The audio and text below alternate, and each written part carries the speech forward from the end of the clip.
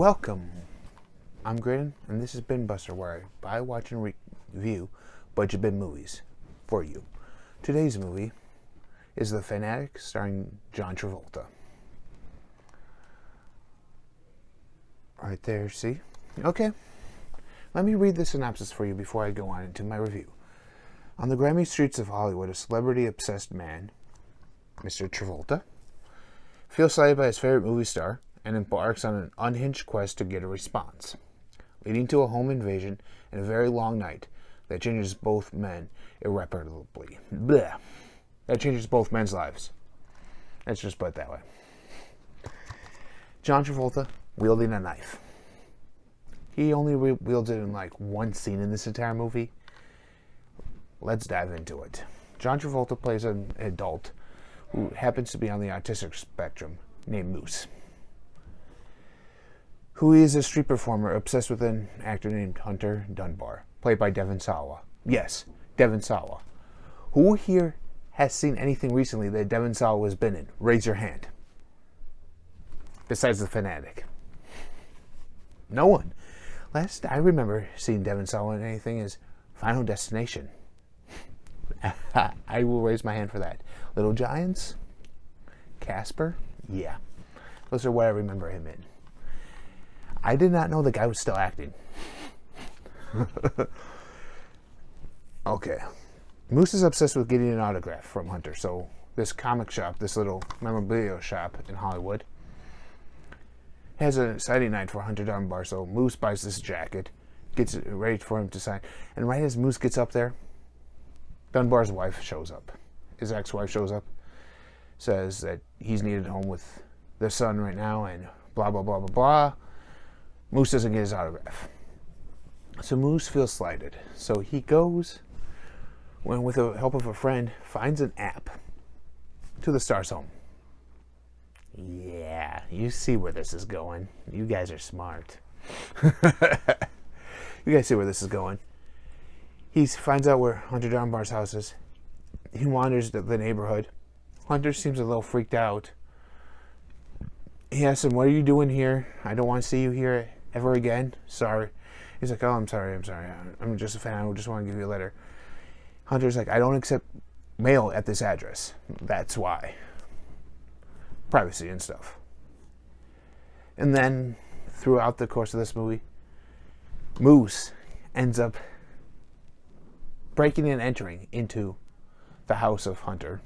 He then goes, ties him up to a bed, and threatens his life, all over an autograph. He makes Hunter's life miserable over an autograph. I don't know about you guys, but with me, I've been to a couple Comic-Cons. I've been to C2E2 here in Chicago. I've been to other smaller ones. When a celebrity goes up there, yeah, there's sometimes a celebrity, I'm like, oh, look, it's him.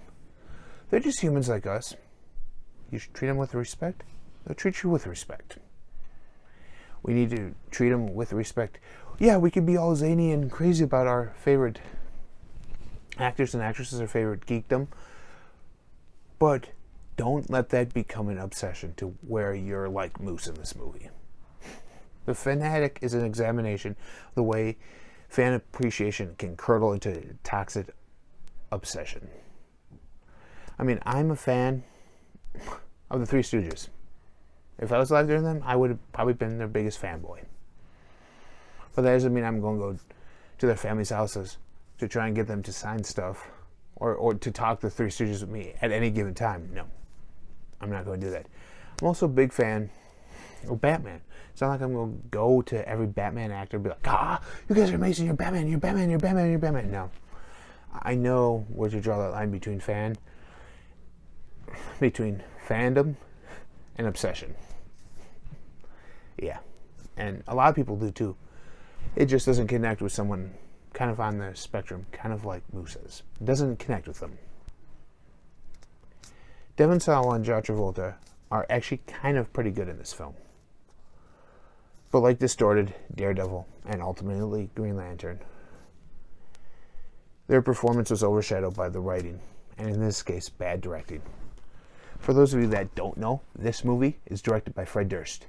You know, Limp Bizkit. I mean, one of my favorite songs, because I used to be into wrestling, is Rollin', Rollin', Rollin', Rollin', Rollin', Rollin', Rollin', Rollin', Rollin', Rollin', Rollin', Yeah, just keep rolling. Yeah. And there's a scene in this movie where Devon Sawa's character turns on the radio and Limp Bizkit's playing. He looks at us and goes, it's Limp Bizkit. They were amazing. They were awesome when I was a kid. When I was about your age. Isn't that right, son? Huh? Don't you like it? Don't you like it? Son just looks at him weird. It was either Fred Durst saying, hey, look how great Limp Bizkit was, or it's like, look at where my career has gone. One of the two. The script is bad. That only a good actor can only go so far with a bad script. Just like Distorted, Daredevil, and Green Lantern, this is one of those movies. Despite what Moose puts Hunter through, I'm not going to tell you everything. Moose ends up killing a person. It's not Hunter Dunbar. And there's no ramifications for what he does to that dead person or to Hunter at all in this movie. No ramifications for him. His friend feels sorry for him, and that's about it. Oh, here, let me take you and make you feel better. After he gets in an altercation with Hunter. No ramifications for his actions, folks. None whatsoever. If you or I tried something like this, those police would be banging down this set right now. Arresting me. Arresting you guys if we tried something like this. Not in this Hollywood film. But it's okay because he's on the spectrum. It's okay because he's has a disorder.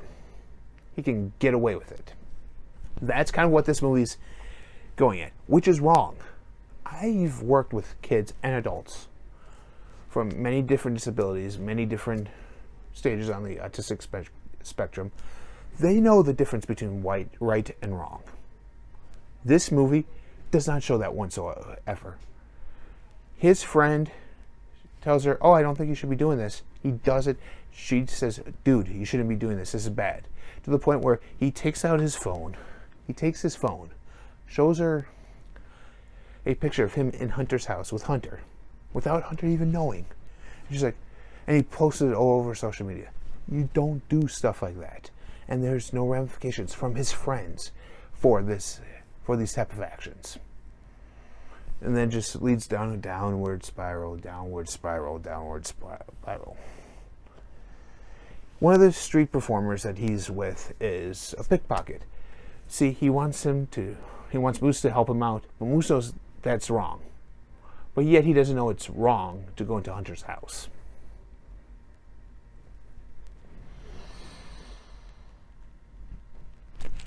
I don't know.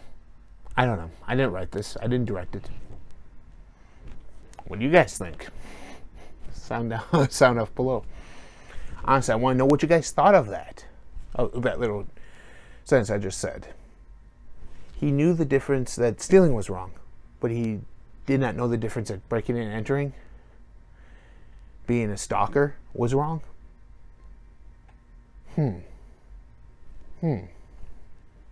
a little disconnect right there. But you see,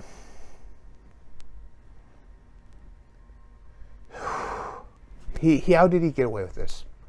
This is typical Hollywood, where, oh, let's feel sorry for the person who has a disability. They can't do no wrong. They don't know right and wrong. That's a bunch of poppycock. That's a bunch of baloney, ladies and gentlemen. That's a bunch of baloney. People with disabilities, especially people on the autistic spectrum, know the difference between right and wrong. It might take them a couple times to realize, oh, this is right or this is wrong. But they all know what's right and what's wrong. There's some highs in this movie, like I said. John Travolta and Devon Sawa's performance, even though he doesn't get his just desserts at the end, it just leaves you hanging. Pretty much. This movie just leaves you hanging. He doesn't. There's no ramifications for his actions. Hunter Dunbar's life is ruined. There's no clarity in this at all at the end of the movie. That's why I'm giving this 2 stars. 2. The acting was good, but the direction and writing could have been better. And the ramifications of the main character should have been explored.